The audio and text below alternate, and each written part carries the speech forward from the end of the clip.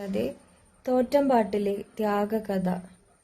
ആറ്റുകാൽ ക്ഷേത്രത്തിൽ പാടുന്ന തോറ്റംപാട്ടിലെ വരികൾ കണ്ണകിയുടെ ദുഃഖവും ത്യാഗവും വിവരിക്കുന്നുണ്ട്. ഭർത്താവിന്റെ വേർപാട് വിലപിക്കുന്ന കണ്ണകിയുടെ വരികൾ കേൾക്കുമ്പോൾ ഭക്തർ ഇന്നും വികാരഭരിതരാകാറുണ്ട്. പാണ്ഡ്യരാജാവിന്റെ കൊട്ടാരത്തിൽ അവർ നടത്തുന്ന വാദം ഒരു സ്ത്രീ നീതിക്കു വേണ്ടിയുള്ള വലിയ പോരാട്ടമായി വാഴ്ത്തപ്പെടുന്നു. കൊടുങ്ങല്ലൂരമ്മയും ആറ്റുകാലമ്മയും. ഐതിഹ്യപ്രകാരം കണ്ണകി തന്റെ ലൗകിക ശരീരം ഉപേക്ഷിക്കുന്നതിനു മുൻപ് വിശ്രമിച്ച സ്ഥലമാണ് ആറ്റുകാൽ.